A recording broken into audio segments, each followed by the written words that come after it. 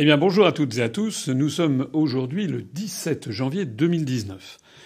Je tiens à faire cette vidéo à la demande de très nombreux internautes, des adhérents, des sympathisants, des curieux, qui m'ont interrogé de façon insistante depuis maintenant quelques jours sur le prochain traité franco-allemand d'Aix-la-Chapelle qui doit être signé, a-t-on appris, entre Madame Merkel et Monsieur Macron le 22 janvier prochain, donc dans 5 jours. J'en profite pour dire ici qu'il n'est pas toujours nécessaire de nous accabler. Nous avons reçu de très nombreuses demandes, y compris des messages sur Facebook. Je suis l'actualité. Si j'ai attendu un petit peu de réagir, c'est tout simplement parce que j'ai horreur de réagir à chaud, surtout lorsque on ne sait pas de quoi on parle. C'est quelque chose que j'ai appris depuis que je suis petit. J'essaye de m'exprimer sur des choses que je connais et non pas sur des choses que je ne connais pas. Parce que sinon on risque de se laisser embarquer dans des fantasmes, dans des approximations, etc. À ce propos d'ailleurs, je dois avouer que j'ai été assez sidéré de voir des personnes s'exprimer, comme par exemple quelqu'un qui était au Front National, qui maintenant est à Debout la France, et qui a fait une vidéo où il annonce carrément que M. Macron s'apprête à céder l'Alsace à l'Allemagne. Voilà, ce sont des propos qui sont à peu près aussi excessifs et non crédibles que ceux qu'on l'on entendait il y a quelques semaines sur le pacte de Marrakech, où certains disaient qu'il y avait des dizaines de millions d'Africains qui étaient prêts à débarquer en France. Moi, j'aime bien en revenir aux faits. Et les faits sont suffisamment préoccupants et suffisamment graves pour que l'on n'en rajoute pas. Il y a un joli proverbe chinois qui dit « Il n'est nul besoin d'élever la voix quand on a raison ». Alors moi, je vais regarder avec vous, si vous le voulez bien, je vais examiner avec vous ce projet de traité parce que on l'a appris aujourd'hui, enfin c'est sorti hier dans la presse, dans la Tribune notamment, quel était ce fameux projet de traité franco-allemand entre M. Macron et Mme Merkel qui doit être signé à Aix-la-Chapelle. Et donc maintenant que j'ai le document, je vais l'étudier avec vous et on va voir ensemble qu'il y a effectivement de quoi être très préoccupé, mais sans verser dans des approximations ou des fantasmes. Je voudrais vraiment insister là-dessus, c'est que je m'adresse ici à toutes les personnes qui font confiance à l'UPR, qui font confiance à mes analyses. Ne sautez pas sur n'importe qui dit n'importe quoi, comme si c'était parole d'évangile. Il faut quand même en revenir aux faits. Je me rappelle quelqu'un qui, il y a pas très longtemps, un internaute, la sortie d'un chapeau qui expliquait qu'il n'y avait plus de constitution française depuis le décret Valls. C'est complètement stupide, complètement faux. J'ai eu l'occasion de le démontrer. Il en sans parler également de M. Fiori, qui avait annoncé qu'il allait avoir un soulèvement général, qu'il avait emprisonné les ministres et M. Macron. Voilà. Tout ceci, il faut faire très attention sur Internet parce que, en définitive, ça décrédibilise les vraies analyses et les vraies analyses sont inquiétantes. Alors, passons justement à cette véritable analyse. De quoi il s'agit? On a appris, il y a quelques jours, que M. Macron et Mme Merkel allaient donc signer un traité franco-allemand à Aix-la-Chapelle. Sur le fond, ce n'est pas scandaleux que l'exécutif signe un traité, puisque c'est dans ses prérogatives. Encore faut-il que le traité, ensuite, soit débattu et ratifié au Parlement, voire soumis à référendum auprès du peuple français. Là où l'on peut quand même être un petit peu plus préoccupé, c'est d'apprendre que ce traité va être signé dans quelques jours, que rien ne l'avait annoncé, qu'il a fallu qu'il y ait des campagnes comme ça sur Internet pour que d'un seul coup, finalement, l'Élysée se décide à rendre public le document. Et puis je rappelle que M. Macron n'a pas été élu pour ça. Que je sache, M. Macron, à aucun moment dans son programme présidentiel, n'a indiqué qu'il allait signer un nouveau traité franco-allemand avec Mme Merkel. Alors, de quoi s'agit-il? Eh bien, ce traité comporte 27 ou 28 articles, je crois, que j'ai examiné, qu'on va examiner ensemble avec vous, les principaux articles, pour voir de quoi il retourne. D'abord, ça commence par ce qu'on appelle un préambule qui dit reconnaissant le succès historique de la réconciliation entre les peuples français et allemands à laquelle le traité du 22 janvier 1963 entre la République française et la République fédérale d'Allemagne sur la coopération franco-allemande a apporté une contribution exceptionnelle, etc. Ce démarrage est important parce que ça fait référence au traité du 22 janvier 1963, c'est-à-dire à ce que l'on appelle en France le traité franco-allemand de l'Élysée, que Charles de Gaulle avait signé avec le chancelier d'Allemagne, Konrad Adenauer. D'ailleurs, le traité d'Aix-la-Chapelle doit être signé un 22 janvier aussi, c'est-à-dire exactement le 56e anniversaire du traité franco-allemand de l'Élysée. Pourquoi 56e ? Pourquoi pas le 50e anniversaire ? Parce que la date est passée. Pourquoi pas le 60e anniversaire ? Parce que dans le 60e anniversaire, ça sera en 2023, que Madame Merkel, qui est en bout de course, qui n'en a plus que pour quelques mois d'être à la chancellerie, ne sera plus là, et que M. Macron, en 2023, je pense qu'il sera depuis longtemps reparti dans une banque d'affaires, peut-être aux États-Unis. En tout cas, il ne sera plus à l'Élysée depuis belle lurette. Donc, les deux protagonistes ont essayé de faire une opération politique en se disant on va faire le 22 janvier 2019, ça va permettre de se prévaloir de Charles de Gaulle, parce que c'est ça en fait qui est acquis du côté français, c'est que M. Macron essaye de se présenter comme le successeur de Charles de Gaulle. On va voir que c'est un héritage qu'il n'a pas le droit de réclamer, puisqu'en fait c'est une captation d'héritage. En fait c'est un faux héritier. Il fait exactement le contraire de ce qu'avait fait de Gaulle. Alors, si l'on continue dans le préambule, il est écrit plus loin « attachés à approfondir leur coopération en matière de politique européenne afin de favoriser l'unité, l'efficacité et la cohésion de l'Europe, tout en maintenant cette coopération ouverte à tous les États membres de l'Union européenne ». Moi, on croit se pincer quand on lit cette phrase. Ça veut dire quoi ? Ça veut dire que Mme Merkel et M. Macron, tous les deux, font bande à part. Il y a 28 États membres de l'Union européenne. Après le Brexit, il y en aura 27. Normalement, l'Union européenne, c'est fait pour que tout le monde est tous copains. C'est une union sans cesse plus étroite entre les 27 États. Or, voilà que 2 États sur 27, c'est-à-dire même pas 10%, se réunissent et ils disent qu'ils sont attachés à approfondir leur coopération en matière de politique européenne afin de favoriser l'unité de l'Europe. On dirait vraiment une macronerie habituelle. C'est-à-dire, c'est l'inverse de ce qui est fait. Ce traité est justement, ne favorise pas l'unité et la cohésion de l'Europe, il favorise au contraire la désunion et l'incohérence de l'Europe. Puisque voilà 2 États qui conviennent de faire des choses à l'écart des 25 autres. Et ils ajoutent, tout en maintenant cette coopération ouverte à tous les États membres. C'est-à-dire que si les autres veulent, éventuellement, on les acceptera. On commence à voir apparaître d'emblée dans ce traité l'idée qu'il y a en fait 2 États qui sont des super serviettes, si l'on peut dire, par rapport aux torchons que seraient les autres membres de l'Union européenne. Plus loin, il est question de vœux pieux attachés à œuvrer en vue d'une convergence sociale et économique ascendante. Ça veut dire on va lutter contre l'alignement, le nivellement des prestations sociales ou des salaires par le bas. Donc ils sont attachés à œuvrer en vue d'une convergence ascendante, mais en pratique c'est faux. Tout le monde sait bien que quand on met en concurrence des États ou des sociétés, en général, quand on fait un appel d'offres, celui qui le remporte, c'est celui qui est le moins disant. C'est pareil pour les États. Actuellement, il y a, et c'est d'ailleurs l'un des problèmes essentiels auxquels Macron est confronté, c'est l'appauvrissement de la classe sociale, la classe moyenne française, et le fait que les plus pauvres des Français versent dans l'indigence ou dans la misère.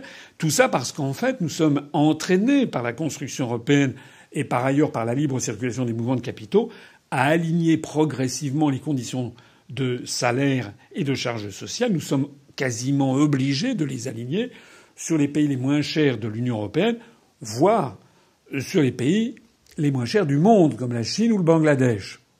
Donc il s'agit en fait d'une inversion de la présentation qui est typiquement la pensée macronienne, c'est-à-dire de dire exactement le contraire de la réalité. Ça s'appelle en fait un bonimenteur ou un menteur. Et puis, toujours dans cette présentation, il est question de réaffirmer l'engagement de l'Union européenne en faveur d'un marché mondial ouvert, équitable et fondé sur des règles, etc., etc. Je trouve ça assez incroyable, là aussi, puisque, en vertu de quoi, deux États se permettent de réaffirmer l'engagement de l'Union européenne en faveur d'un marché mondial ouvert. Il y a un traité qui est le traité de Lisbonne, qui est le dernier traité en date. Vous savez que tous les traités européens sont comme des poupées gigognes qui reprennent le précédent. Pourquoi est-ce que l'Allemagne et la France éprouvent-elles le besoin de réaffirmer l'engagement de l'Union européenne, donc de parler au nom des 25 autres, qui doivent être furieux d'ailleurs, que c'est un marché mondial ouvert? D'ailleurs, on devrait tout de suite souligner à quel point Macron et accessoirement Madame Merkel font une captation d'héritage scandaleuse quand ils évoquent le traité franco-allemand de l'Élysée de 1963. Parce que, justement, je l'ai montré notamment dans ma conférence qui s'appelle « Qui gouverne la France ?». J'ai montré justement que ce que Charles de Gaulle avait voulu en janvier 1963 faire avec l'Allemagne, c'était de découpler l'Allemagne des États-Unis, c'était d'avoir une Europe qui serait sous influence française, et Charles de Gaulle avait bien insisté sur le fait que dans le traité franco-allemand de l'Élysée, il n'était justement question ni des États-Unis d'Amérique, ni de l'Angleterre, ni du GATT, c'est-à-dire le prédécesseur de l'Organisation mondiale du commerce. Le traité franco-allemand de l'Élysée était un traité d'amitié qui portait essentiellement sur des échanges d'étudiants et sur la création de l'Office franco-allemand de la jeunesse. En réalité, ce sont les Allemands qui, lors de la ratification par l'Allemagne de ce traité, en juin 1963, avaient ajouté un protocole interprétatif dans lequel ils avaient réintroduit tout ce que Charles de Gaulle avait voulu écarter, notamment sur cette affaire de marché mondial ouvert. Donc en réalité, M. Macron poignarde dans le dos le souvenir de Charles de Gaulle qui, justement, avait écarté cette idée de marché mondial. Alors après ces déclarations d'intention, on entre dans le vif du sujet avec la déclinaison des articles de ce traité. Elle commence par un chapitre qui est chapitre 1er, Affaires européennes. Article 1er du chapitre 1er, les deux États approfondissent leur coopération en matière de politique européenne, ils agissent en faveur d'une politique étrangère et de sécurité commune efficace et forte, donc là aussi, ils parlent à la place des 25 autres qui ne sont pas présents, et ils renforcent et approfondissent l'union économique et monétaire. Qu'est-ce que ça veut dire dans un traité? Ils approfondissent l'union économique et monétaire. Approfondir, ça ne veut rien dire. Ça n'est pas un engagement concret, ça n'est pas un engagement normatif. Donc qu'est-ce que les spécialistes qui suivent les relations franco-allemandes, les spécialistes de la diplomatie, pour eux, ils comprennent tout de suite ce que ça veut dire. Ils approfondissent l'union économique et monétaire, ça veut dire très exactement ceci. Ça veut dire que M. Macron a demandé à Mme Merkel de prendre un engagement très précis, notamment sur le principe de mutualisation des dettes au sein de la zone euro. C'est ça que ça veut dire. Ça veut dire que en fait, l'Allemagne se porterait garante des dettes de tous les pays de la zone euro. Ça, alors là, pour le coup, ça serait une vraie solidarité européenne au sein de la zone euro. Et s'il n'y a justement pas marqué l'Allemagne, les relations franco-allemandes où la France et l'Allemagne s'engagent au principe de mutualisation des dettes au sein de la zone euro, c'est justement que Mme Merkel a dit gentiment mais fermement à M. Macron d'aller se faire cuire un œuf. Et que, en termes diplomatiques, pour enrober les choses de façon sympathique, on a mis ils approfondissent l'union économique et monétaire. Mais approfondir l'union économique et monétaire, en fait, c'est fondé sur une ambiguïté. Les Français pourront dire vous voyez, les Allemands ont mis un pas en avant sur l'idée de mutualiser les dettes. Et en Allemagne, on ne dira pas du tout. Approfondir l'union économique et monétaire, ça veut dire que la France s'engage à lutter contre les déficits et à adopter la politique de rigueur que nous imposons, nous, l'Allemagne, depuis la signature du traité de Maastricht, depuis 1992, et a fortiori depuis la création de l'euro. Donc en fait, l'Allemagne ne prend strictement aucun engagement dans cette affaire. D'ailleurs, il est marqué un petit peu plus loin qu'il s'efforce de mener à bien l'achèvement du marché unique, s'emploie à bâtir une union compétitive, reposant sur une base industrielle forte. Il y a de quoi éclater de rire, parce que c'est vrai que l'Allemagne, la base industrielle de l'Allemagne se renforce du fait des excédents commerciaux et du fait des excédents commerciaux qui bénéficient à l'industrie allemande parce que l'euro est trop faible par rapport à la compétitivité de l'industrie allemande. En revanche, j'ai eu l'occasion 1000 fois de le dire, Vincent Brousseau, Charles-Henri Gallois avec moi, et beaucoup d'autres économistes, l'industrie française est en train d'être détruite parce que l'euro est trop cher par rapport à la compétitivité de l'économie française. Et il est marqué dans ce chapitre premier, dans cet article premier, qu'il promeuve la convergence économique, fiscale et sociale. C'est en fait un gain pour l'Allemagne qui intègre la convergence économique, fiscale et sociale. Fiscale, ça veut dire par exemple un sujet que les gilets jaunes connaissent bien, la suppression de l'impôt de solidarité sur la fortune. Ça veut dire également la baisse de l'impôt sur les sociétés, tout ce qui est demandé par la Commission européenne, avec le plein et entier soutien de l'Allemagne. Convergence sociale, ça veut dire également la démolition du droit du travail. Donc, on a, dès cet article premier, apparaît le fait que la France n'obtient rien de l'Allemagne, que l'Allemagne, de façon implicite, impose sa vision des choses. Et puis, il apparaît aussi quelque chose qui est déjà apparu dans le préambule, sur lequel je reviens.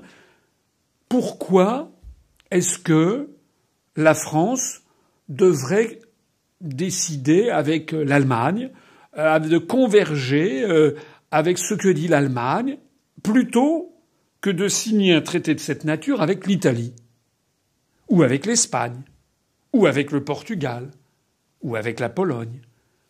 Pourquoi? Pourquoi la France fait-elle un bras d'honneur aux pays du Sud, dont elle est beaucoup plus proche, notamment dans les intérêts, notamment dans la problématique en matière de compétitivité, notamment parce que ce sont culturellement des sœurs latines, je pense en particulier à l'Italie, avec lesquelles nous sommes beaucoup plus proches du point de vue économique, social, culturel et civilisationnel. Pourquoi M. Macron fait-il le choix exclusif de se coller à l'Allemagne et de ne pas rechercher, ne pas avoir signé un traité avec les pays du sud de l'Europe dont nous sommes beaucoup plus proches?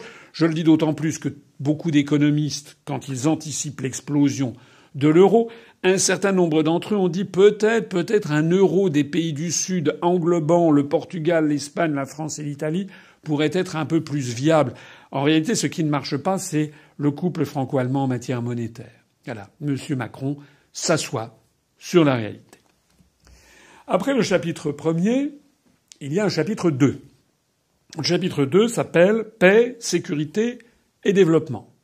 Et dans ce chapitre 2, il y a un article 2 qui est ainsi formulé: les deux États approfondissent, décidément, il est bien question d'approfondir, approfondissent leur coopération en matière de politique étrangère, de défense, de sécurité extérieure et intérieure.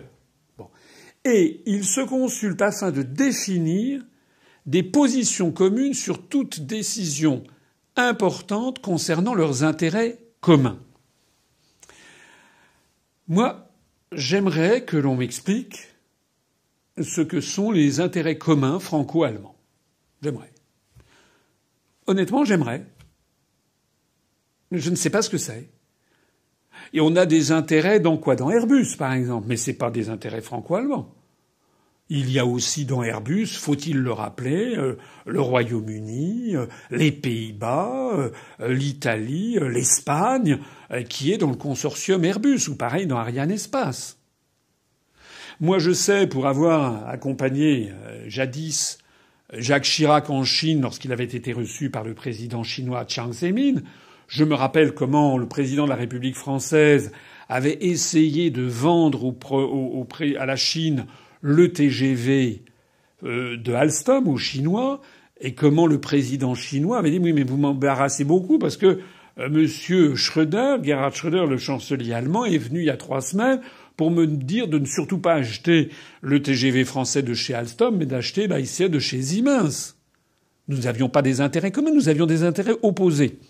Il est vrai que Macron a décidé de brader le TGV à l'Allemagne. Mais il n'en demeure pas moins que sur beaucoup d'autres sujets, nous avons des intérêts exactement opposés. Le groupe PSA est présent en Chine, à Wuhan par exemple, pour fabriquer, il y a des lignes de fabrication de voitures, de Citroën, modèle Élysée notamment, PSA a un partenaire chinois qui s'appelle Dongfeng, et pour mieux lutter contre Volkswagen, qui a son propre partenaire chinois, et qui est le concurrent direct de PSA. Donc, en matière de politique étrangère également, la France a des intérêts au Maghreb, a des intérêts en Afrique francophone, alors que l'Allemagne a des intérêts en Europe de l'Est, a des intérêts dans le monde turc. Où sont les intérêts communs ? Honnêtement, je ne dis pas qu'il n'y a jamais d'intérêt commun entre la France et l'Allemagne, mais dans la formulation de cet article, on a l'impression que ce serait une évidence. Non. Je pense que nous avons au moins autant, sinon davantage d'intérêts communs, par exemple, avec l'Italie, avec l'Espagne, avec le Portugal, par exemple, dans nos liens avec les pays du sud de la Méditerranée. On continue. Après l'article 3, il y a l'article 4. L'article 4 qui précise, comment dirais-je, entre dans le détail des questions militaires.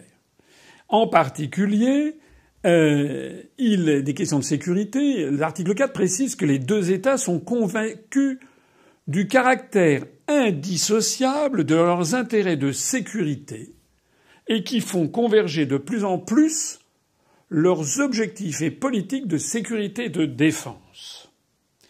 Il est question également qu'ils se prêtent aide et assistance par tous les moyens dont ils disposent. Par tous les moyens dont ils disposent, y compris la force armée, en cas d'agression armée contre leur territoire. Je ne sais pas si vous vous rendez compte de ce que ça signifie.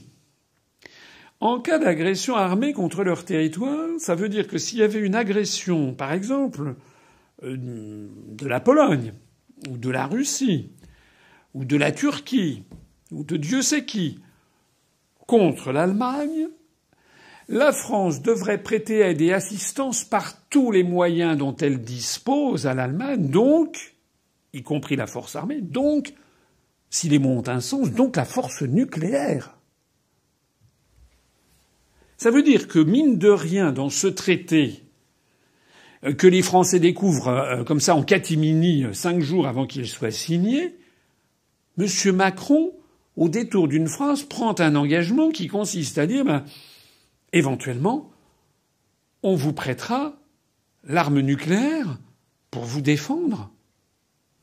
Ça veut dire que si la Russie envahissait l'Allemagne, les Français pourraient éventuellement attaquer la Russie avec une arme nucléaire.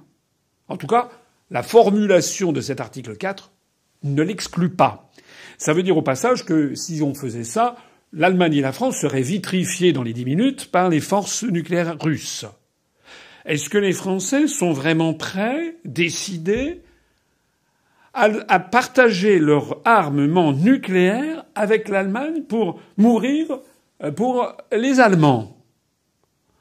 C'est en tout cas une question que M. Macron n'est pas légitime pour trancher de lui-même, d'autant plus qu'il n'a jamais parlé de ça pendant la campagne présidentielle, dont je rappelle qu'il a eu à peine 17% des inscrits au premier tour. Donc normalement, ça devrait faire l'objet d'un grave et grand débat national. Je précise également que dans cet article 4, il est question d'investir conjointement pour combler ces lacunes capacitaires, renforçant ainsi l'Union européenne et l'Alliance nord-atlantique. Qu'est-ce que ça veut dire? Ça veut dire qu'en fait, cette coopération militaire s'inscrit dans le droit fil de l'Alliance nord-atlantique, c'est-à-dire de l'OTAN.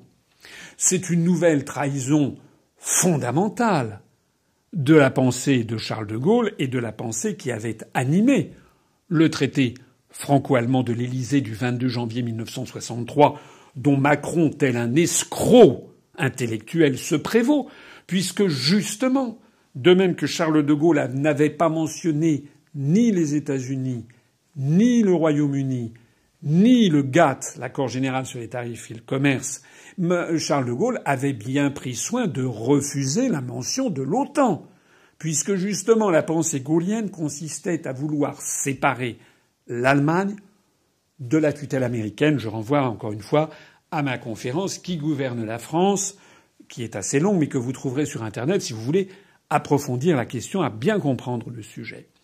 Donc en fait, il s'agit d'une nouvelle trahison du traité de l'Élysée, trahison qui d'ailleurs avait été opérée en juin 1963, comme je le disais tout à l'heure, lorsque les députés du Bundestag avaient précisément ajouté un protocole interprétatif dans lequel ils mentionnaient que l'Allemagne voulait travailler dans le cadre du traité de l'Atlantique Nord avec les États-Unis d'Amérique, etc., etc. Je vous renvoie à mes conférences et notamment je souligne cette confidence que Charles de Gaulle avait faite à Alain Peyrefitte en 1963, justement après cette affaire. De Gaulle avait dit à Peyrefitte « Les Allemands avaient été mon grand espoir, ils sont mon grand désappointement ». De Gaulle avait compris que sa stratégie qui consistait à faire cause commune avec l'Allemagne pour mieux se distendre des États-Unis était vouée à l'échec puisque les Allemands avaient voulu réintroduire l'OTAN. Ben là, on peut être certain que c'est la même chose. On peut être certain que c'est Madame Merkel qui a réintroduit cette idée d'alliance nord-atlantique.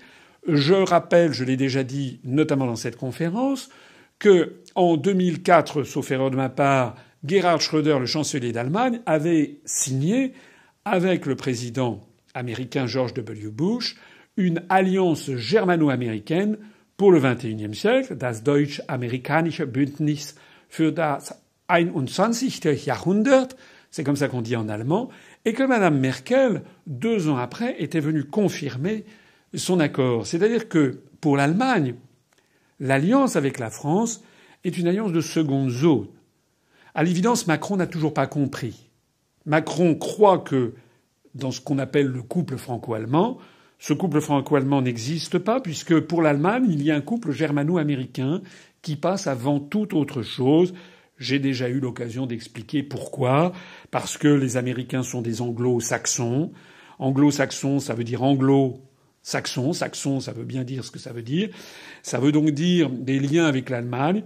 J'ai déjà expliqué de nombreuses fois que il y a eu tout un flux d'émigration allemande aux États-Unis, notamment au XIXe siècle, que quelqu'un comme Boeing, comme Marlène Dietrich, comme Donald Rumsfeld, comme Henry Kissinger sont des Américains d'ascendance allemande.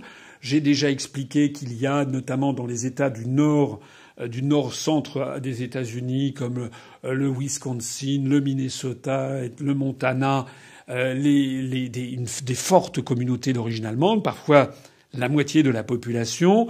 La ville principale, la capitale de l'État du Dakota du Nord s'appelle Bismarck.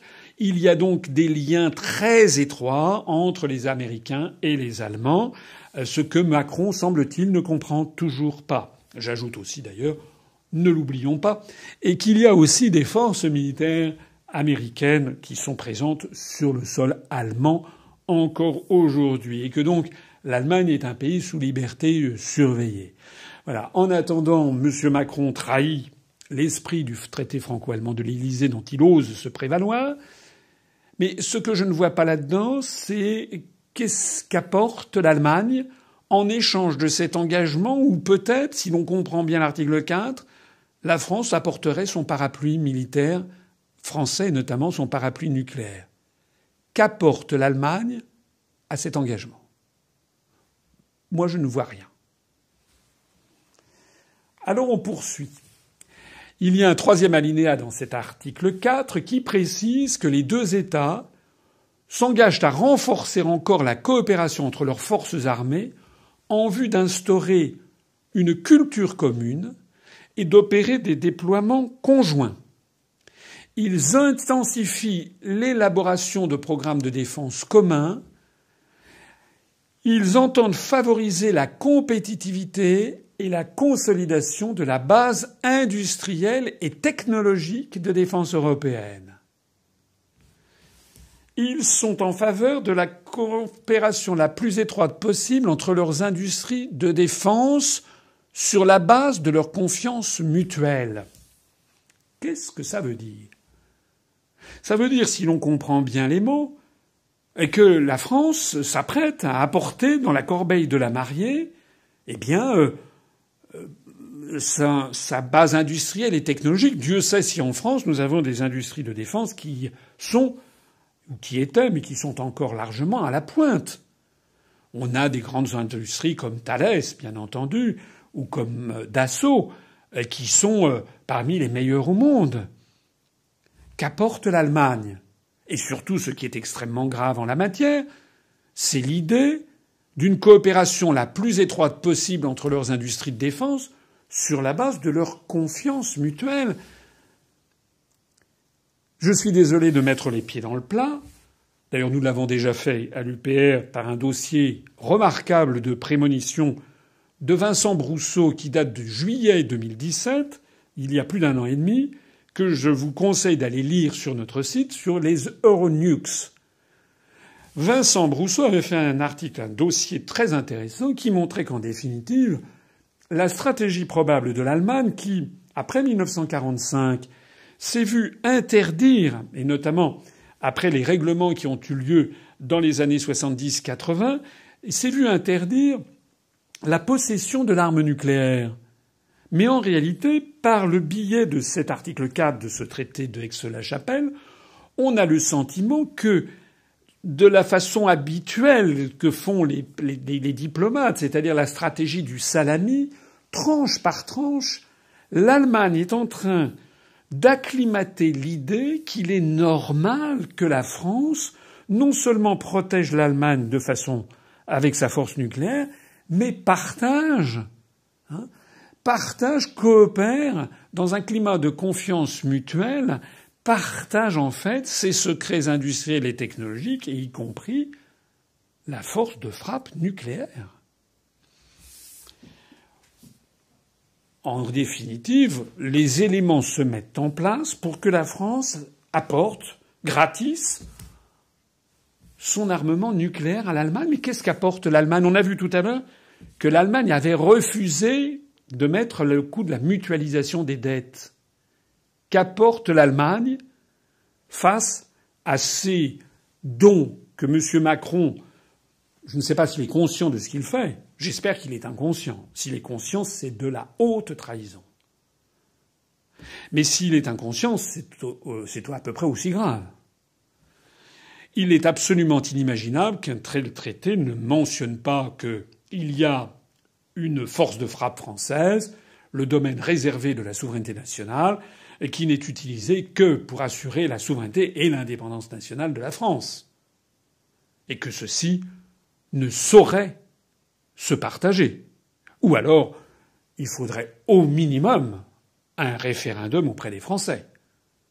Et il faudrait au minimum qu'un cadeau aussi extravagant s'accompagne du fait que les Allemands se sentent complètement solidaires de la France dans tous les domaines, à commencer par l'endettement, à commencer aussi par la gestion plus, compréhensive du taux de change de l'euro. Cet article 4 précise également une approche commune en matière d'exportation d'armements. On est ravis d'apprendre que la France va donc essayer d'exporter ses armements avec l'Allemagne. Et puis il est question également que les deux États créent un Conseil franco-allemand de défense et de sécurité. Ça veut donc dire que désormais il n'y aura plus de possibilité d'avoir une réflexion militaire française qui ne soit que française. Ça veut dire qu'on va demander aux Allemands de mettre leur nez dans nos affaires. Alors nous, on peut dire oui, mais vous mettrez le nez dans les leurs. Oui, mais d'abord, malheureusement, les Français, c'est toujours un petit peu le coq gaulois qui est superficiel. On peut faire confiance aux Allemands, en revanche, pour eux entrer dans le détail. Et puis, qui nous assure que les Allemands, qui ont signé un accord de partenariat stratégique et militaire avec les États-Unis, ne divulgueront pas aux États-Unis, aux Américains, tout ce qu'ils apprennent sur la stratégie française. On est en plein délire. Après l'article 4 vient l'article 5. Et là, cette fois-ci, il est question de coopération en matière de politique étrangère. Les deux États étendent la coopération entre leur ministère des Affaires étrangères, y compris leur mission diplomatique et consulaire. Ça veut dire en particulier que l'on va avoir dans des ambassades, c'est même précisé, la représentation aux Nations Unies, etc., à l'organisation du traité de l'Atlantique Nord, on va pouvoir avoir des diplomates allemands qui seront là et qui parleront éventuellement au nom de la France au Conseil de sécurité. Bon, c'est quand même incroyable quand on y réfléchit. D'autant plus incroyable, encore une fois, que pourquoi est-ce que l'on devrait converger avec l'Allemagne, avoir le même point de vue que l'Allemagne, et non pas le même point de vue que d'autres pays comme l'Angleterre. Il est vrai que l'Angleterre va sortir de l'Union européenne, ou que l'Italie, ou que l'Autriche, ou que la Suède. Pourquoi ? Pourquoi est-ce que la France fait ceci ? D'autant plus que, là aussi, c'est un marché de dupes, puisque la France a le deuxième réseau diplomatique et consulaire au monde après celui des États-Unis. Et que la France est seule détentrice du siège permanent au Conseil de sécurité. Ça veut donc dire que, en fait, les Allemands n'ont pas grand-chose à nous offrir. En revanche, nous, on a des choses à leur offrir qu'ils n'ont pas.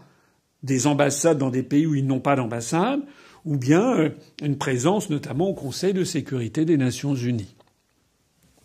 L'article 6 du traité précise que la France et l'Allemagne créent une unité commune en vue d'opérations de stabilisation des pays tiers. Est-ce que vous comprenez bien ce que ça veut dire ?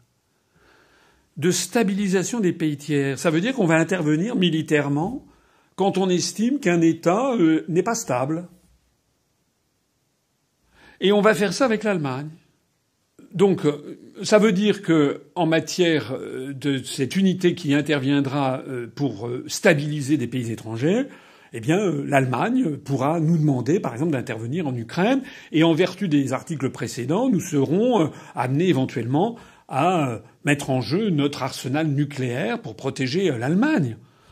Et certains diront oui, mais la France pourra refuser. Mais comme on voit dans ce traité, on va le voir tout le reste d'ailleurs de l'examen, qu'en fait M. Macron a tout cédé et que Mme Merkel n'a absolument rien cédé, on peut estimer que dans cette unité destinée à stabiliser les pays étrangers, on peut estimer que, en fait, si Mme Merkel ou son successeur demande quelque chose, eh bien la France obtempérera.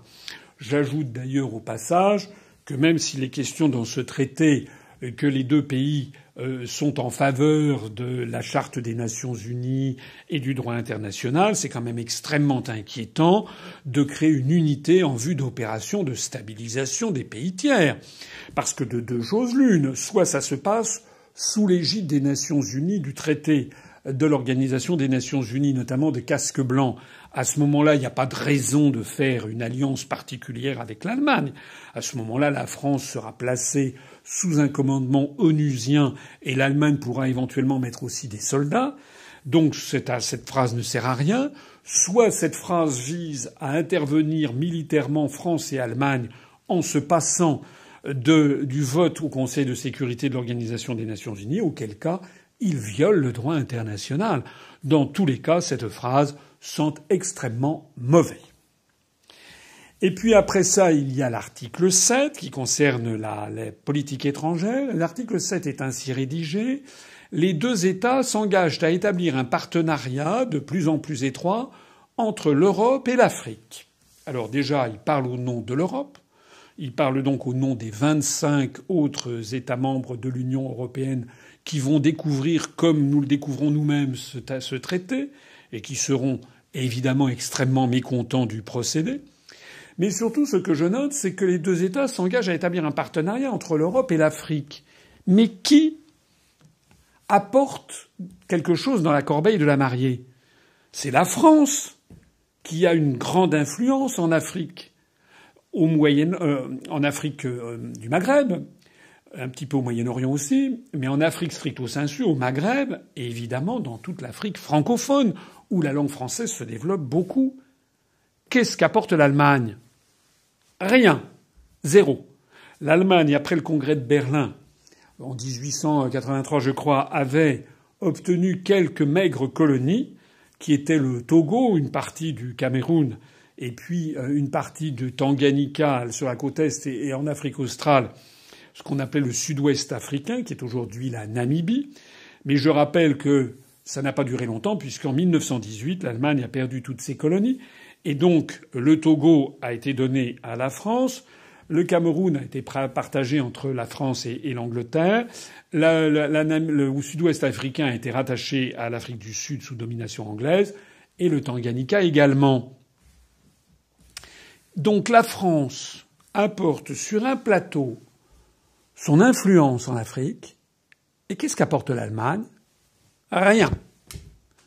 Pourtant, il était quand même, l'Allemagne a une influence, par exemple, en Europe de l'Est. L'Allemagne a une influence en Turquie. L'Allemagne a une influence dans le monde turcophone. On aurait pu concevoir que les deux États s'engageaient à un partenariat de plus en plus étroit avec également, non seulement avec l'Afrique, mais avec la Turquie et le monde turcophone, où là, c'est l'Allemagne qui aurait apporté son influence. Que nenni! En fait, les Allemands n'apportent rien. Et la France apporte tout. Il y a un article 8. L'article 8 qui précise que dans le cadre de la Charte des Nations Unies, les deux États coordonnent étroitement leur position dans le cadre d'un effort plus large de concertation entre les États membres de l'Union européenne siégeant au Conseil de sécurité des Nations unies. Bon.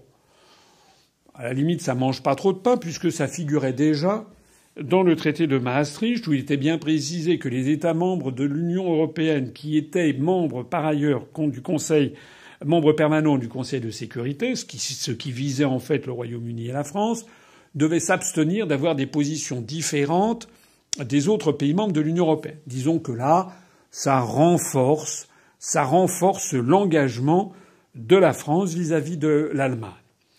Il s'agit de défendre les positions et les intérêts de l'Union européenne. Je poserai la même question ici que je le posais tout à l'heure sur les intérêts franco-allemands. C'est quoi les intérêts de l'Union européenne? Rappelez-vous en 2003. Rappelez-vous en 2003 lorsque les États-Unis ont voulu faire la guerre en Irak pour démolir le régime de Saddam Hussein. Rappelez-vous que la France, à l'époque, par la bouche de Dominique de Villepin, s'est opposée à la volonté américaine qui prétendait que Saddam Hussein avait des armes de destruction massive. En revanche, la quasi-totalité des autres pays de l'Union européenne se sont rangés derrière les États-Unis. Parce que les pays de l'Est qui n'ont pas d'influence dans cette zone pensaient que se rangeant derrière les États-Unis, ils acquerraient une influence au Moyen-Orient et notamment en Irak, dans l'ancienne Mésopotamie, alors que la France, elle, avait tout à perdre, ce qui d'ailleurs a été le cas. La France avait tout à perdre d'être chassée d'un pays comme l'Irak, où elle avait depuis les années 30, et notamment la Compagnie française des pétroles, avait des intérêts importants, qu'elle a d'ailleurs perdus. Donc la France s'était refusée à cette mascarade que fut la guerre lancée par les États-Unis contre l'Irak au motif d'armes de destruction massive.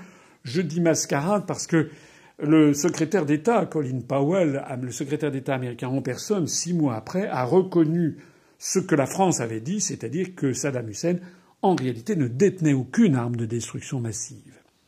Mais le mal a été fait, Et la mascarade a été saumâtre, elle a même été extraordinairement criminelle, puisqu'on estime à au moins 1 million ou 1,2 million le nombre de morts civiles, avec notamment des centaines de milliers d'enfants et de femmes morts à cause de cette guerre qui a été faite de façon illégale. Où sont les intérêts de l'Union européenne?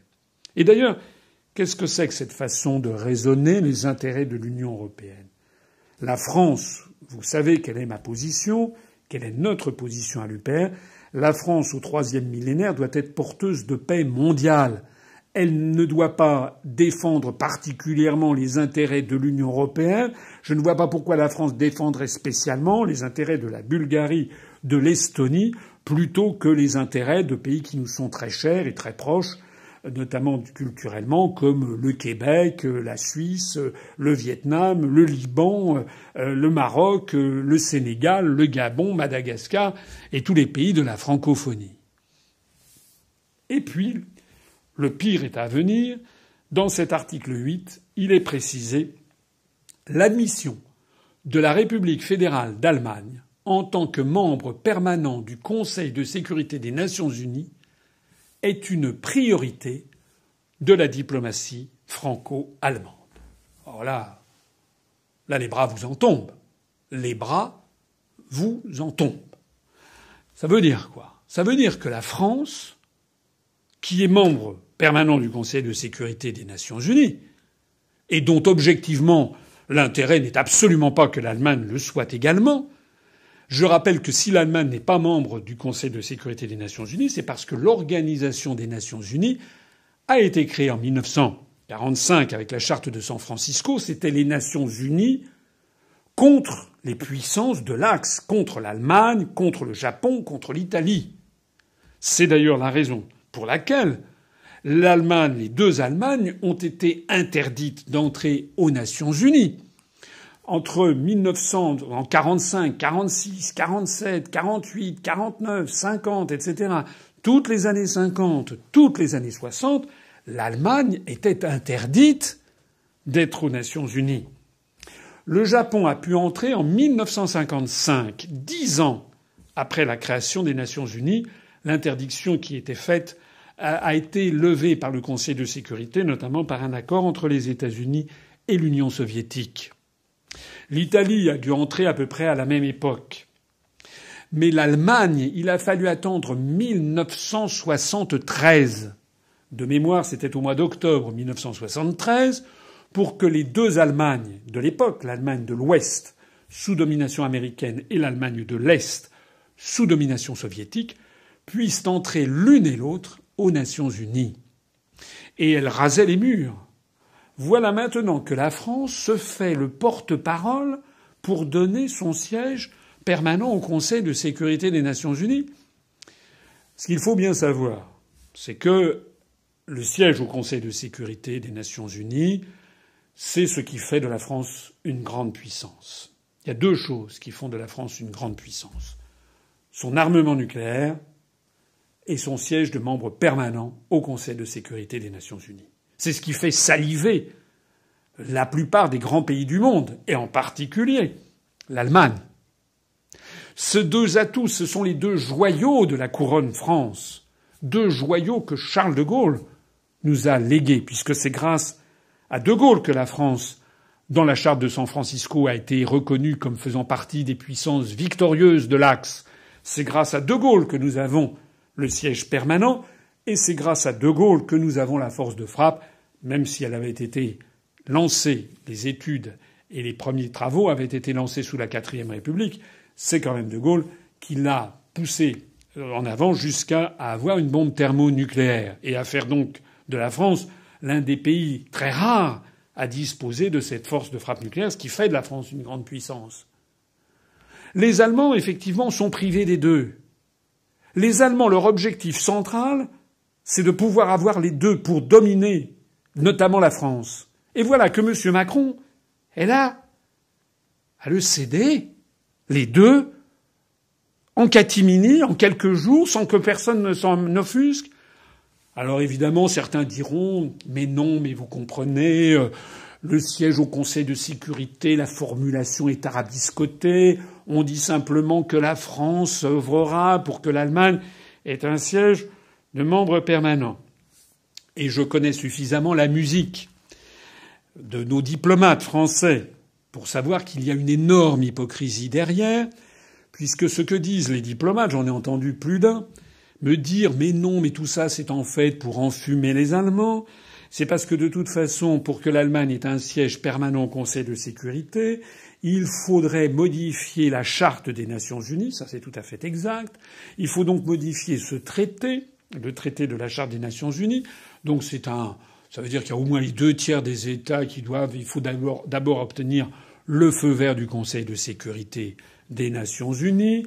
Et donc il n'est pas du tout sûr que la Russie donnera son feu vert à l'octroi du siège permanent au Conseil de sécurité. Ensuite, il faut obtenir l'accord massif des États membres de l'Organisation des Nations Unies. Et, disent les diplomates, ce système se bloquera de lui-même parce que, à partir du moment où on ouvrira ce dossier, il y a d'autres États qui veulent devenir membres permanents au Conseil de sécurité avec droit de veto. Il me semble l'avoir déjà dit, je me permets de le répéter, il faut aller au fond des choses. Moi, je vais au fond des choses devant les Français. Qui veut avoir un siège permanent au Conseil de sécurité? L'Inde. L'Inde, c'est 1,4 milliard d'habitants, alors que l'Allemagne est à 80 millions d'habitants et dégringole au niveau démographique. L'Inde, c'est une civilisation en elle-même. L'Inde, c'est d'ailleurs une puissance nucléaire, même si elle ne l'a jamais vraiment totalement reconnue. Et c'est quand même une puissance nucléaire. L'Inde a toutes les caractéristiques pour devenir membre permanent du Conseil de sécurité. Elle a sa population énorme. Elle a son économie qui devient de plus en plus importante, qui a d'ailleurs dépassé l'économie française récemment. Elle a 1,3 milliard ou 1,350 milliard d'habitants. Elle est une puissance nucléaire. L'Inde a 1000 fois plus de raisons d'entrer au Conseil de sécurité comme membre permanent avec droit de veto que l'Allemagne. Il n'y a pas que l'Inde. Il y a également un grand pays du monde arabe. Ce qui est difficile dans le monde arabe, c'est qu'il n'y a pas un pays qui domine les autres de façon écrasante, notamment du point de vue démographique. On peut peut-être estimer que ça pourrait être l'Égypte avec 80-90 millions d'habitants. Certains réfléchissent à l'idée d'un siège tournant entre les pays du monde arabe qui serait un siège permanent avec droit de veto et qui serait donné peut-être à une espèce de pays qui serait le porte-parole.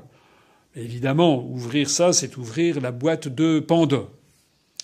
Bien entendu, si l'Inde a un siège permanent, son ennemi héréditaire, le Pakistan, qui doit bien avoir quelque chose comme 170 ou 180 millions d'habitants, voudra un siège permanent au Conseil de sécurité. Bien entendu également, si un pays du monde arabe dispose d'un siège permanent, des très grands pays en population et en superficie voudront aussi avoir un siège permanent. C'est le cas de l'Indonésie, et qui doit avoir quelque chose comme 250 millions d'habitants, qui est une grande puissance musulmane d'Asie du Sud-Est. Et puis le Brésil avec ses 160 millions d'habitants, qui est un mastodonte en termes géographiques, en termes de ressources, dans tous les domaines, et qui pourrait être un représentant de l'Amérique latine, qui manque cruellement au Conseil de sécurité comme membre permanent.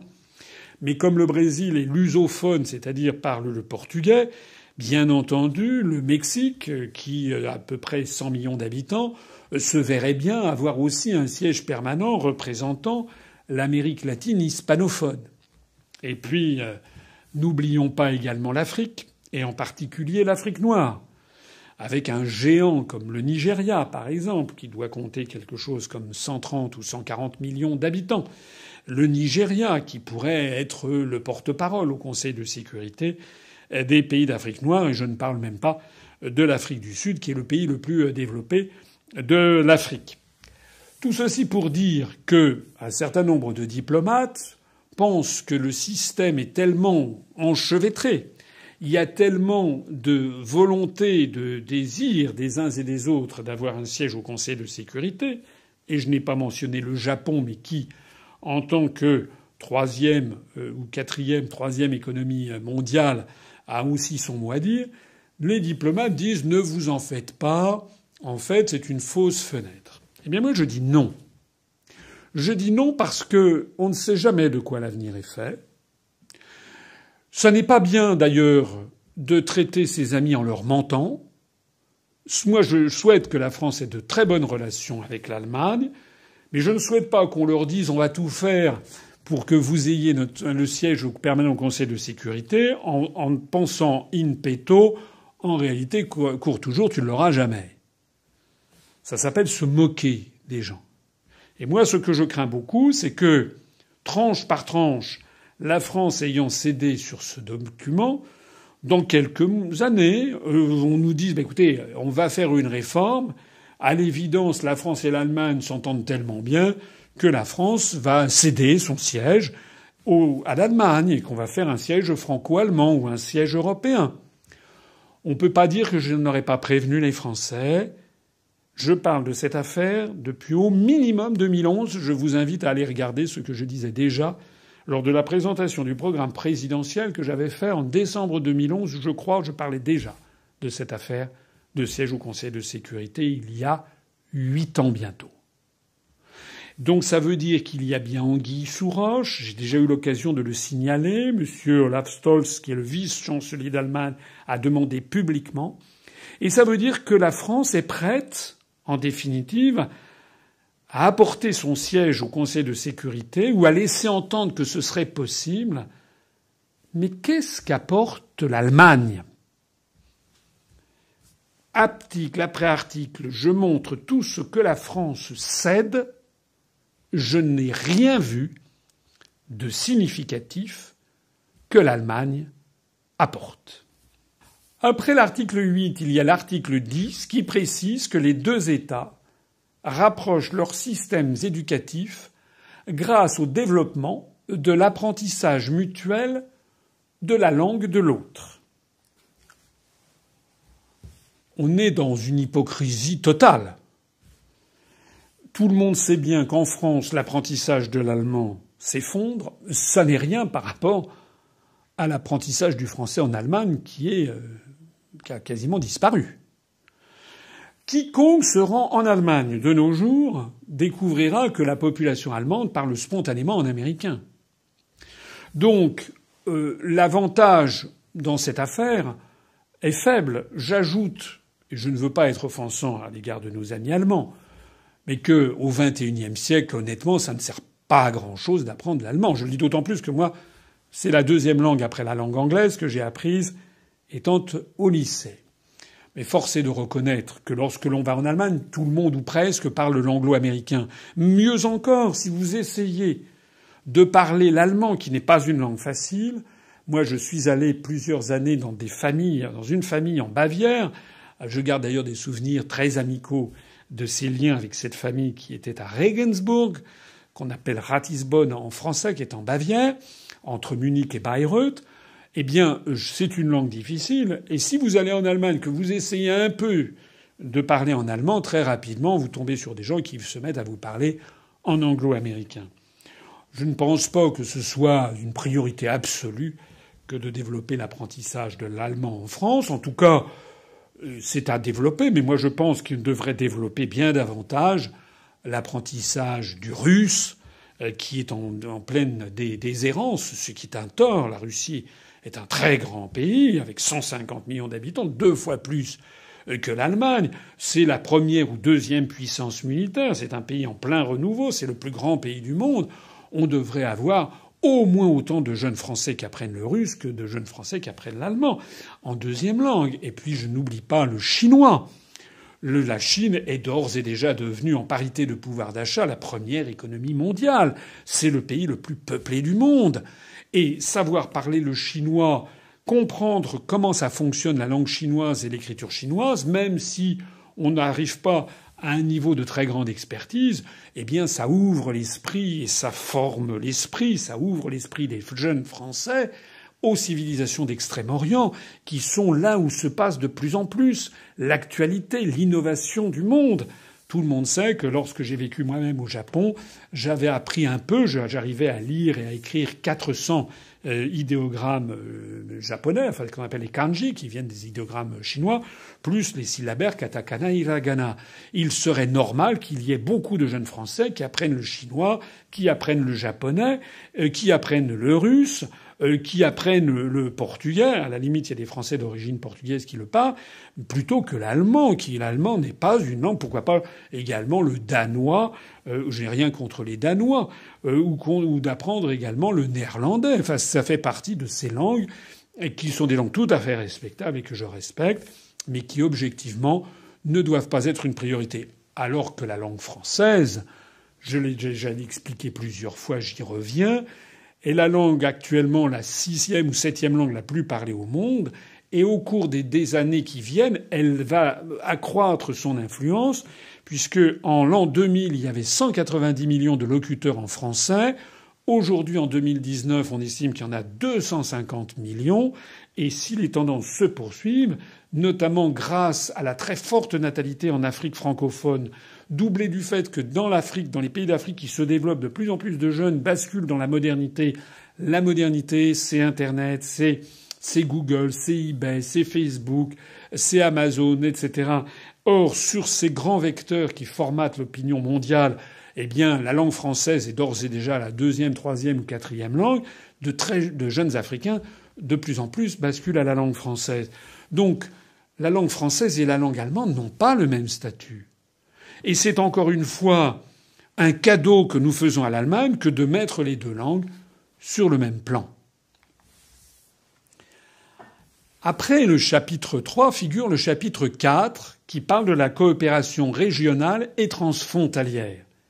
Et il y est question des deux États qui dotent les collectivités territoriales, des territoires frontaliers et les amitiés transfrontalières comme les eurodistricts de compétences appropriées. Les eurodistricts. Nous voyons ici qu'il va y avoir des compétences appropriées à certaines zones de la République française au motif qu'elles seraient frontalières. C'est également mentionné dans l'article, ça c'est dans l'article 13, c'est mentionné, les eurodistricts sont mentionnés dans l'article 14, et dans l'article 15, il est mentionné que les deux États sont attachés à l'objectif du bilinguisme dans les territoires frontaliers. Qu'est-ce que ça veut dire s'agissant de l'Allemagne ? Excusez-moi, mais à Heidelberg, ou dans le Schwarzwald, dans la forêt noire, ou en Rhénanie-Westphalie, etc., on n'a jamais beaucoup parlé le français. En revanche, en Alsace, on parle l'alsacien qui, je ne veux pas être offensant pour nos compatriotes alsaciens, il y a des différences substantielles entre l'alsacien et l'allemand. Mais disons que l'alsacien ressemble quand même beaucoup plus à l'allemand qu'au français. J'ajoute que l'expérience historique de 1870 jusqu'à 1918, l'occupation par le Deuxième Reich, et puis l'expérience historique de 1940 à 1944, l'occupation de l'Alsace par le Troisième Reich, rendent cette question un tantinet sensible et délicate s'agissant de l'Alsace. Et de façon plus générale, cette idée d'eurodistrict va dans le sens que je ne cesse de dénoncer depuis la création de l'UPR. Seul contre vents et marées, mais tous les événements le confirment, cette création des eurorégions, dont les eurodistricts sont une déclinaison, et dont l'objectif final implicite consiste au démembrement de l'unité nationale. Je sais bien que certains disent « Oh là là, vous exagérez ». J'exagère. J'ai déjà eu l'occasion d'expliquer ce qui se passe, que tout le monde sait, en Espagne, avec les revendications indépendantistes catalanes, fondées notamment sur la charte des langues régionales et minoritaires, promues par des organisations allemandes. Parce qu'il se trouve que l'Allemagne n'a pas la même histoire ni la même contexture sociologique et sociolinguistique que la France. En France, il y a beaucoup de langues régionales et minoritaires. D'ailleurs, lorsque le gouvernement Jospin avait signé cette charte des langues régionales et minoritaires dans le cadre du Conseil de l'Europe. Ils avaient demandé à des experts de dresser la liste des langues à promouvoir. Je crois qu'on était arrivé à 73 langues, dont un grand nombre, il est vrai, outre-mer, tout spécialement en Nouvelle-Calédonie. Mais s'agissant de la métropole, il y avait, je crois, quand même déjà 24 ou 25 langues à protéger et à développer, ce qui ferait de la France une tour de Babel. Ce qui est d'ailleurs contraire à l'article 2 de la Constitution sur le fait que la langue de la République est le français. Donc, ces articles 13, 14 et 15 promeuvent les eurodistricts, promeuvent en fait le développement de la langue allemande en Alsace, alors que le développement de la langue française en Rhénanie-Westphalie ou dans le Palatinat, il faut pas y compter.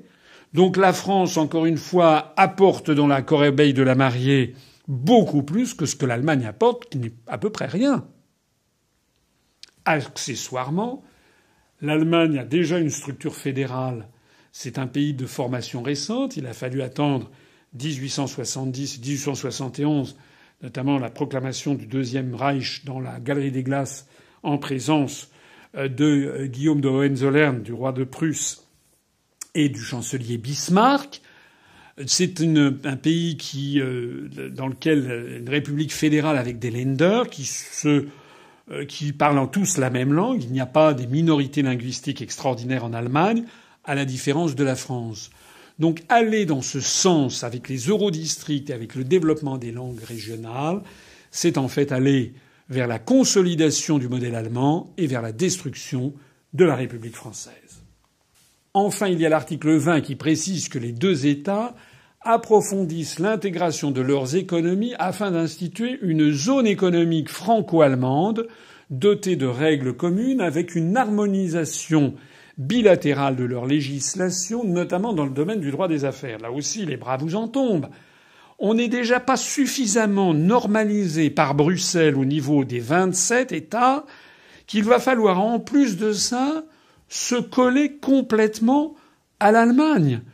C'est d'autant plus incroyable qu'il est prévu dans l'alinéa 2 de cet article 20 que les deux États instituent un conseil franco-allemand d'experts économiques indépendant. Indépendant, ça veut dire indépendant des gouvernements. Mais on sait ce que c'est, les experts économiques indépendants, surtout les experts allemands et les experts français. Les experts allemands vont dire que ce que dit l'Allemagne est juste, et les experts français vont dire que ce que dit l'Allemagne est juste. Je rappelle ce qu'avait dit cette terrible formule de Sir Christopher Soames, le gendre de Churchill, qui avait été ambassadeur du Royaume-Uni en France en 1964 du temps de Charles de Gaulle. Sir Christopher Soames avait dit qu'il faut toujours mettre un Français à la tête d'une organisation internationale parce que c'est le seul qui ne défend jamais les intérêts de son propre pays. Dans ce conseil franco-allemand d'experts économiques indépendants, il va y avoir des experts économiques comme ceux qui font partie du Wirtschaftsrat, c'est-à-dire conseil économique, justement, de la CDU-CSU. Ça existe déjà. Peut-être d'ailleurs ce sera les mêmes experts. Je rappelle parce que nous l'avons publié.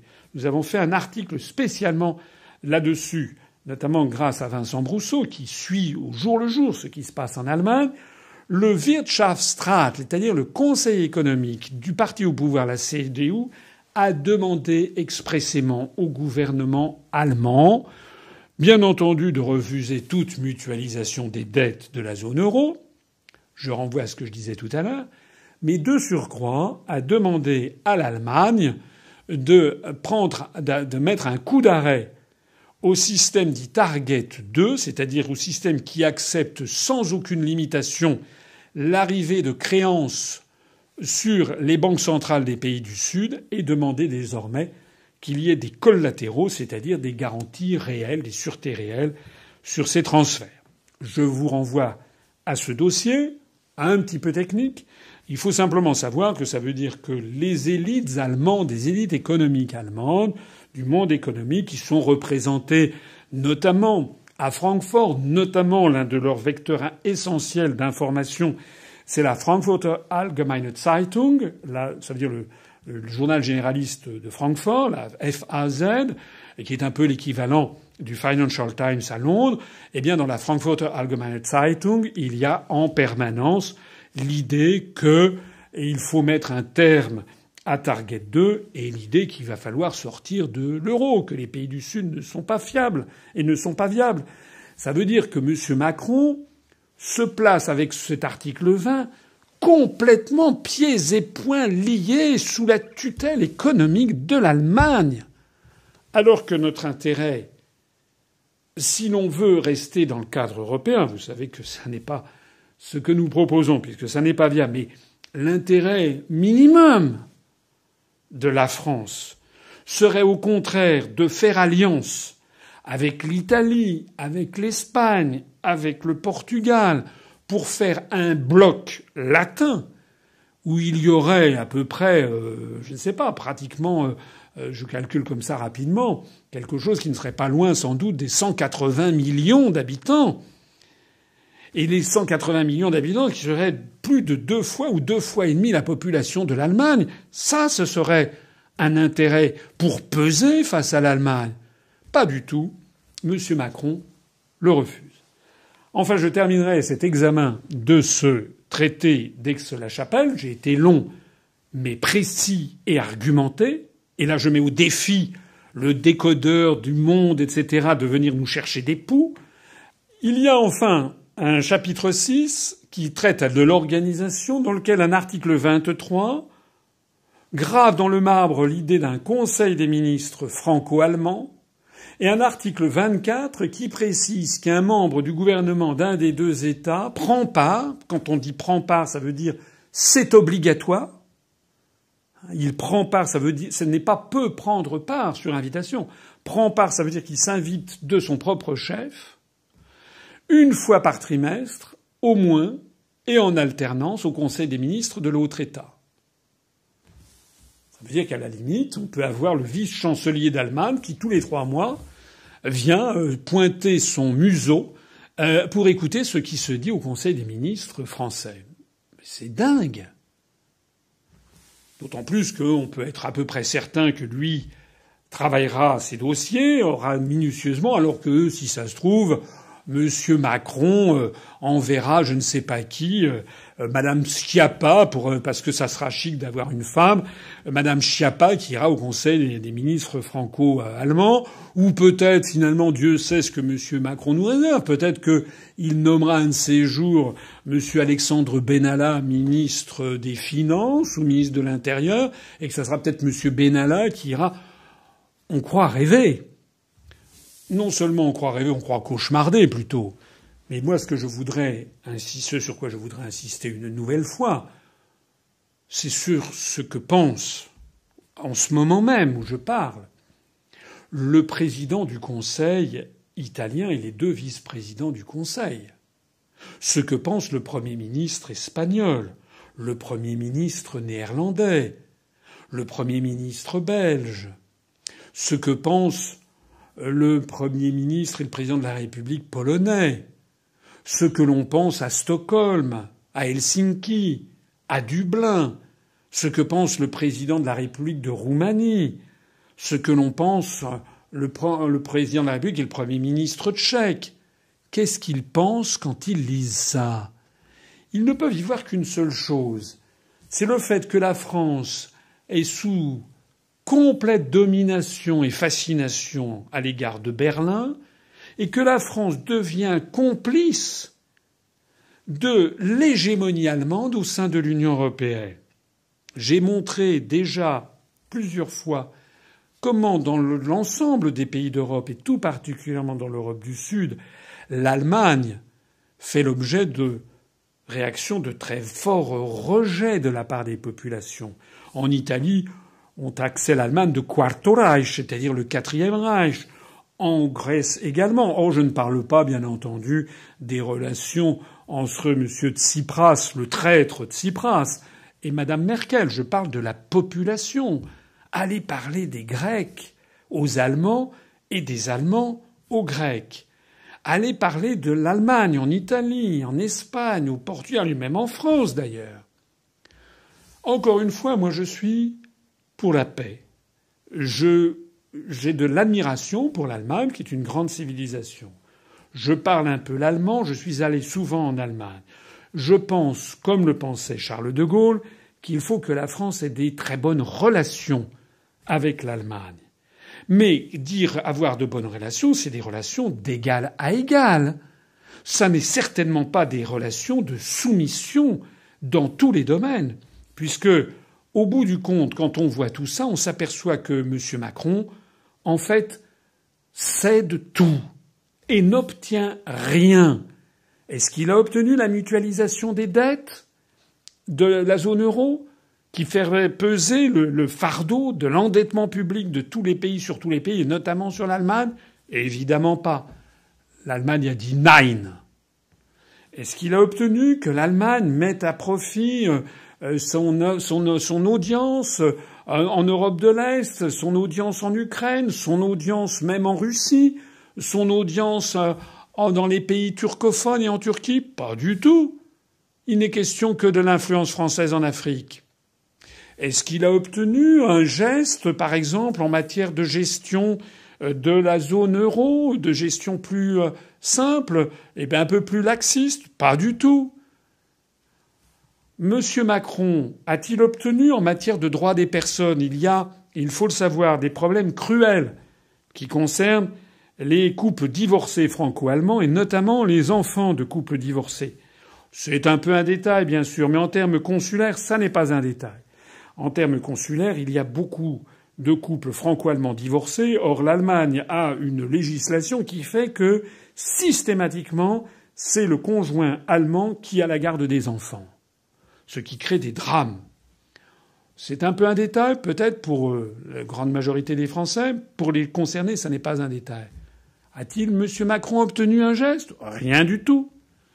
En revanche, M. Macron apporte l'influence de la France en Afrique, apporte la soumission à un conseil d'experts indépendants qui vont donner le là venu de Francfort. M. Macron apporte son soutien à un siège au Conseil de sécurité pour l'Allemagne au détriment de la priorité qui devrait être celle de l'Inde, celle du Brésil, celle d'un grand pays d'Afrique et celle d'un grand pays du monde arabo-musulman. M. Macron donne ainsi les verges pour se faire battre pour qu'un jour on nous explique, bon écoutez, on va faire une petite réforme du Conseil de sécurité. Allez, la France va dégager son siège et puis va le donner à l'Allemagne pour un siège franco-allemand. M. Macron a pris un engagement fou qui consiste à ne pas exclure la force nucléaire de la coopération franco-militaire allemande dans tous les domaines sur la base de la confiance mutuelle.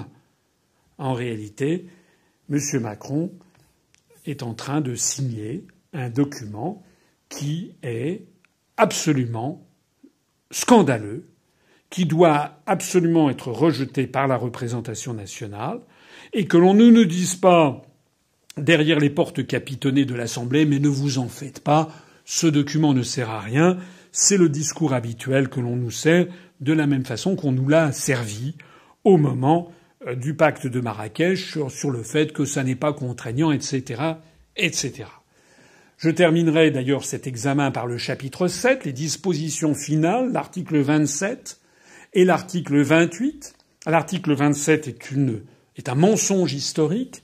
Le présent traité complète le traité du 22 janvier 63. Non, ça devrait être le présent traité annule et trahit l'esprit du traité du 22 janvier 63, puisque il soumet la France à un monde ou un grand marché ouvert, ce que justement De Gaulle avait refusé. Il soumet la France à l'OTAN, au sommet de au traité de l'Atlantique Nord, ce que Charles de Gaulle avait refusé.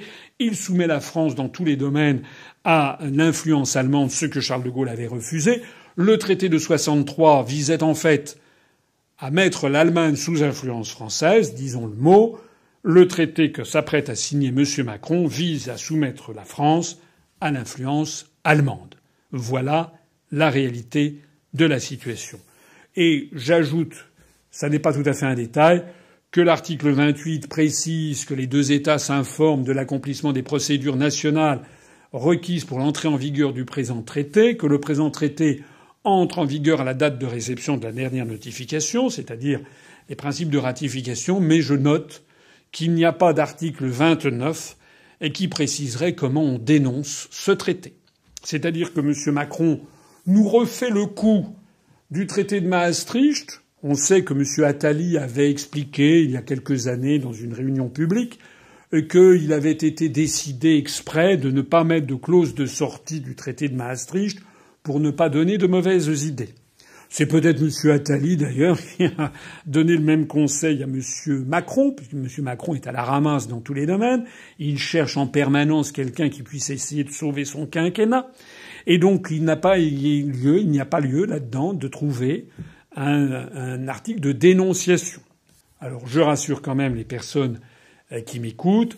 Vous le savez, c'est un principe de droit international public positif qui découle à la fois de la Charte des Nations Unies et du pacte de l'Assemblée générale des Nations Unies du 16 décembre 1966 sur les droits civils et politiques des peuples du monde, c'est-à-dire que on ne peut pas limiter le droit, la souveraineté d'un peuple est un droit inaliénable des peuples, et donc on ne peut pas ligoter pour toujours et à tout jamais un pays, un État, dans un traité. Ça veut dire que s'il n'y a pas de clause de sortie, comme c'est le cas ici, la clause de sortie réputée exister quand même, il suffira qu'un État dise « je dénonce ce traité, j'en ai le droit et l'Allemagne ne pourra rien faire d'autre ». Voilà. Il n'y a, dans ce chapitre 7 des dispositions finales, pas de clause de sortie, ce qui est une forfaiture en termes de droit international, et il n'y a pas de référence au protocole interprétatif de juin 63, qui avait justement vidé de substance le traité de 1963 auquel il est donc fait référence indûment. C'est une escroquerie historique, morale et politique de première magnitude. Il n'était donc pas besoin de pousser des cris d'orfraie comme M. Bernard Monod qui annonçait que la France allait donner l'Alsace à l'Allemagne. C'est bête, c'est pas vrai. C'est beaucoup plus grave que ça, d'une certaine façon. C'est que M. Macron, l'esprit de Macron, c'est le même que l'esprit d'abandon que soulignait, que dénonçait Charles de Gaulle. Cet esprit d'abandon qui habite les élites françaises depuis des siècles et des siècles. Régulièrement, malheureusement, les élites françaises trahissent leur propre pays. Je voudrais quand même pas conclure sans dire deux choses. La première, c'est que lorsque nous serons arrivés au pouvoir, et j'espère que cela sera rapidement parce que le plus tôt sera le mieux, je prends ici l'engagement devant les Français que parmi les premières décisions que nous prendrons, nous demanderons à nos amis allemands de dénoncer ce traité d'Aix-la-Chapelle qui est déséquilibré dans sa conception même et qui n'a pas lieu d'être. Nous estimons quant à nous que on peut très bien aimer son voisin de palier sans demander au voisin de palier de venir dans sa chambre à coucher une fois par trimestre. Donc nous sommes contre le principe que par définition il y aurait un ministre qui viendrait mettre, c'est aussi vrai d'ailleurs des Français qui n'ont pas à aller mettre leur nez ailleurs, parce que d'ailleurs, par simple traitement égal des autres pays du monde, si ça continue comme ça, on arrivera un jour où il y aura au Conseil des ministres 180 ministres qui seront des étrangers, parce que ce que l'on a accordé à l'Allemagne, pourquoi ne pas l'accorder au Japon, aux Russes, aux Chinois, aux Paraguayens, je ne sais pas quoi, aux Zimbabwéens, aux Brésiliens, aux Américains, aux Vietnamiens, aux Cambodgiens, aux Libanais. Il y a 193 États dans le monde. Finalement, pourquoi ne pas faire ça? Tout ça n'est pas sérieux, n'est pas raisonnable. De la même façon qu'il n'est pas raisonnable que la France brade son siège au Conseil de sécurité. Je l'ai déjà dit depuis des années, je le répète ici, notamment pour ceux qui croient que nous n'avons pas de programme et que notre seul programme serait la sortie de l'Union européenne. Je rappelle qu'on a un programme, j'avais fait un programme qui durait 4 ou 5 heures de présentation.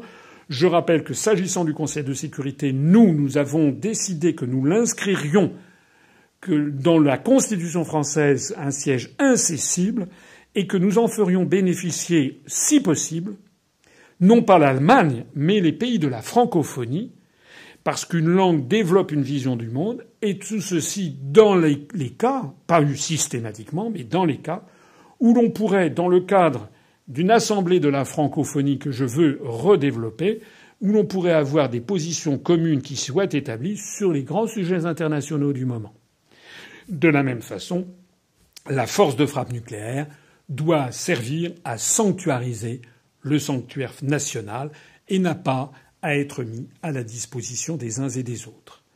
En disant cela d'ailleurs à nos amis allemands, je leur dirai également que ce que nous souhaitons, nous, puisque nous serons sortis de l'Union européenne et de l'euro, nous n'aurons plus le Parlement européen à l'Assemblée de Strasbourg, et j'ai proposé, je le redis, que le Parlement de Strasbourg soit transféré, que dans le Parlement de Strasbourg actuel soit transféré l'UNESCO, c'est-à-dire la filiale de l'éducation, des sciences et de la culture de l'Organisation des Nations Unies, qui actuellement est dans un bâtiment qui est beaucoup trop petit à Paris, que l'on proposera aux membres des Nations Unies de transférer à Strasbourg dans le cadre de l'entente avec l'Allemagne et au-delà de ça, de la concorde entre les civilisations.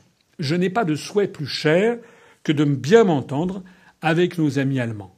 Mais la bonne entente, c'est toujours sur un pied d'égalité, en se respectant, en connaissant chacun nos forces et nos faiblesses. Et puis la dernière chose, l'ultime chose que je voudrais, avant de conclure cet examen, c'est un petit examen historique, un petit rappel historique sur ce traité d'Aix-la-Chapelle. Je pense que M. Macron ne se rend pas compte de ce qu'il fait, mais je voudrais montrer ici une carte postale que j'ai déjà montrée dans une autre de mes conférences sur les origines cachées de la construction européenne. Cette carte postale, vous allez la voir en gros plan. Je m'efface derrière elle.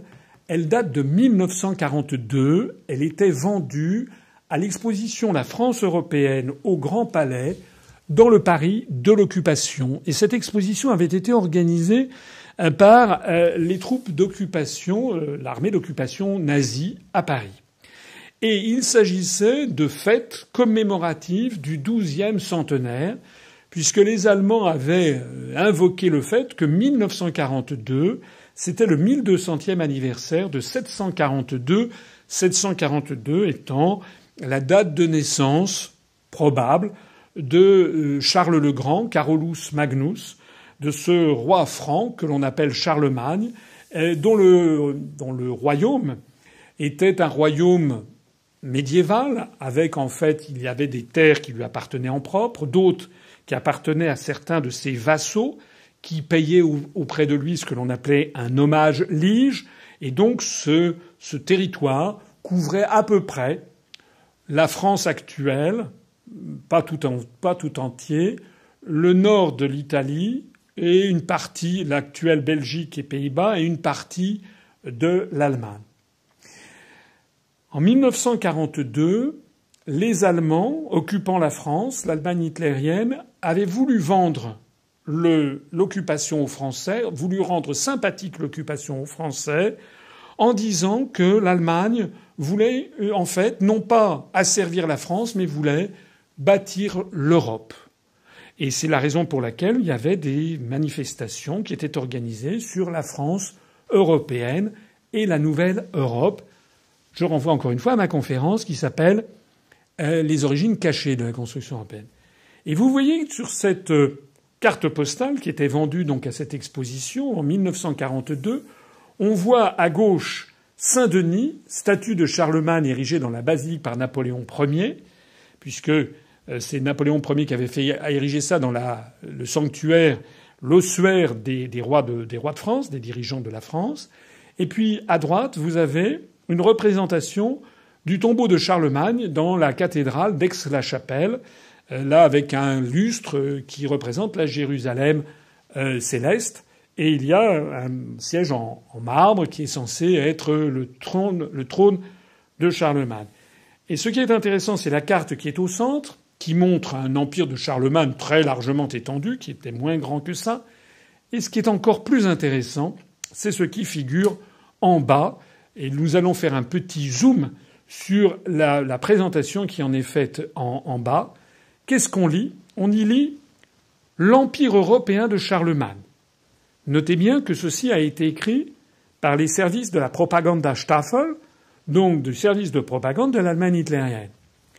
12 siècles avant que s'esquisse aujourd'hui la communauté européenne. Aujourd'hui, c'est 1942. Ça veut donc dire qu'en 1942, la Propagandastafel, les services de propagande nazis occupant la France, présentaient l'occupation de la France comme l'établissement de la communauté européenne. Communauté économique européenne, en fait. Et je reprends le texte. 12 siècles avant que s'esquisse aujourd'hui la communauté européenne, Charlemagne avait réuni sous son sceptre les principaux pays de l'Europe. Ce qui est faux. L'Espagne et le Portugal n'étaient pas. C'était le califat de Cordoue. On connaît la chanson de Roland à Roncevaux. Donc déjà, l'Espagne était sous domination musulmane. Charlemagne n'avait jamais mis les pieds ni au Royaume, ni en Angleterre, en Grande-Bretagne, ni en Irlande. Charlemagne n'a jamais mis les pieds au Danemark, ni dans toute la Scandinavie. Charlemagne n'a jamais mis les pieds dans toute l'Europe de l'Est, dans l'ancienne Yougoslavie, dans ce qui est aujourd'hui la Hongrie, la Pologne et tous les pays plus à l'Est. Et Charlemagne n'avait même pas mis les pieds en Prusse. Donc en fait, ce document de 1942 est faux. C'est pas vrai. Mais on voit bien qu'il s'agissait, pour les autorités nazies, de présenter d'une façon idéologique une reconstruction de l'histoire pour servir l'idéologie de la domination de la France.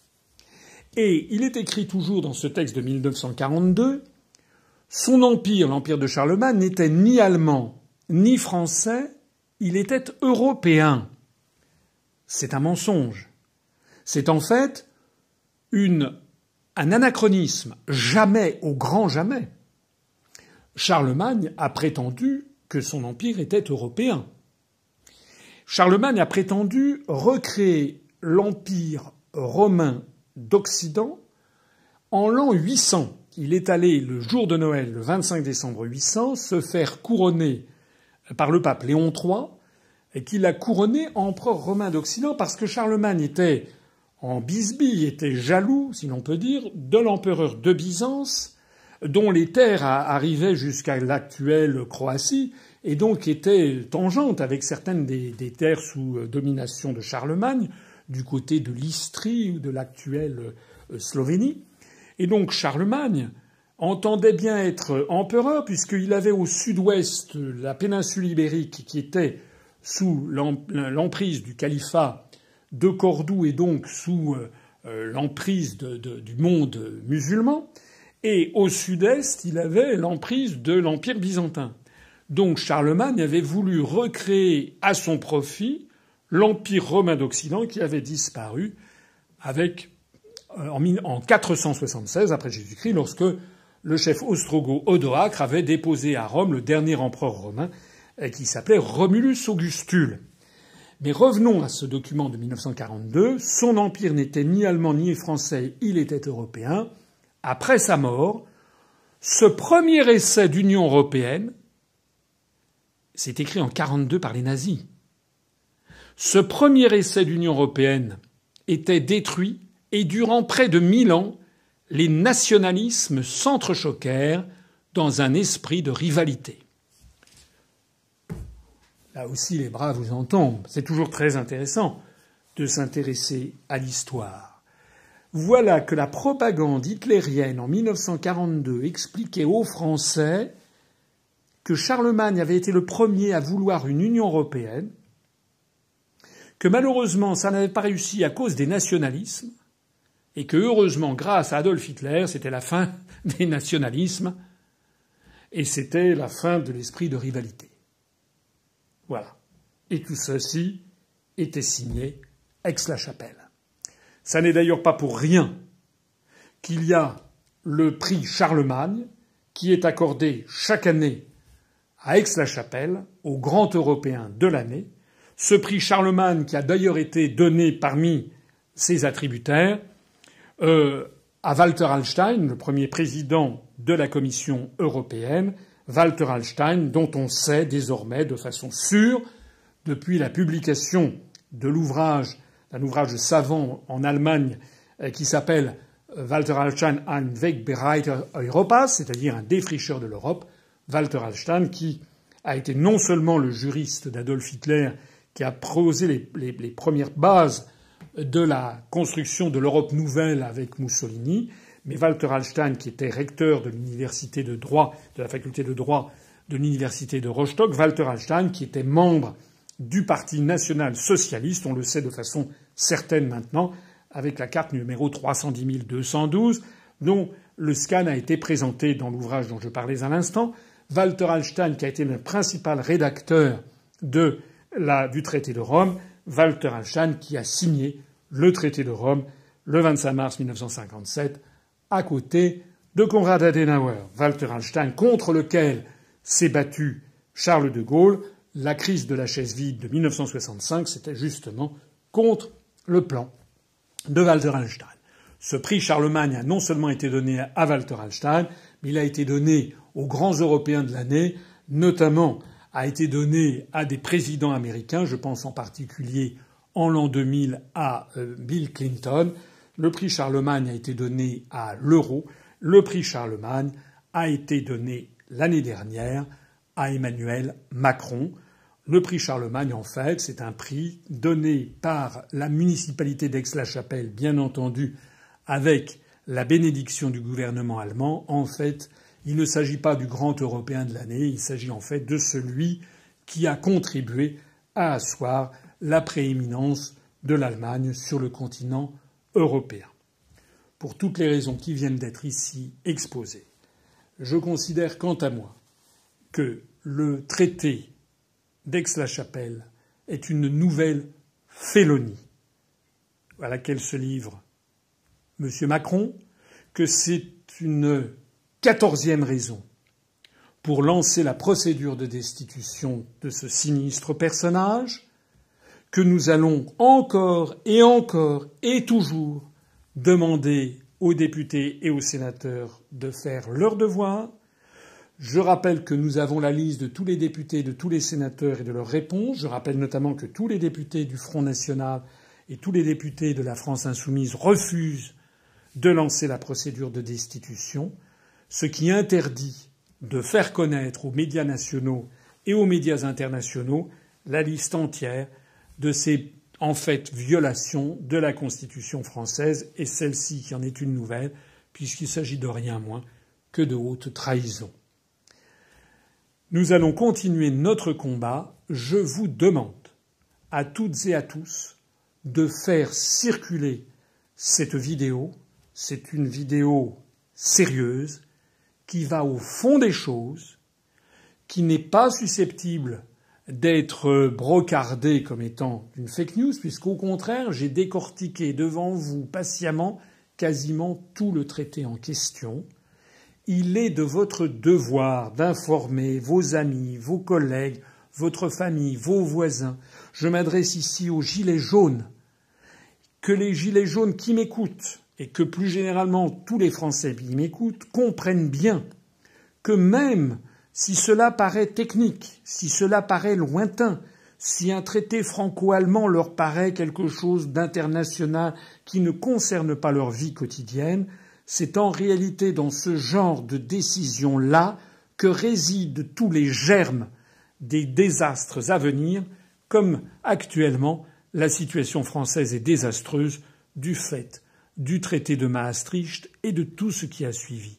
Il est donc de la première importance que le plus grand nombre possible de Français lisent, visionnent, revisionnent, s'interrogent en conscience sur tout ce que je viens de dire, aillent demander à leurs députés et à leurs sénateurs de lancer la procédure de destitution, se mobilisent autour de nous, si possible adhèrent à l'Union populaire républicaine, parce qu'il va bien falloir un jour ou l'autre que le peuple français résistant, tous unis, qu'ils soient de droite, du centre, de gauche, s'unissent provisoirement pour reprendre le pouvoir, chasser les traîtres et rendre aux Français leur souveraineté nationale et donc leur démocratie.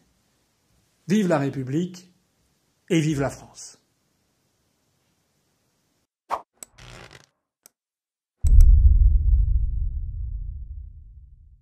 Retrouvez nos analyses, nos propositions, adhérez ou faites un don sur upr.fr. Retrouvez-nous aussi sur Facebook pour partager des idées et participer au direct. Twitter pour suivre les réactions de François Asselineau au jour le jour. YouTube pour ne rater aucune de nos vidéos. Pour nous aider à rétablir la démocratie, poussez-nous, abonnez-vous, partagez.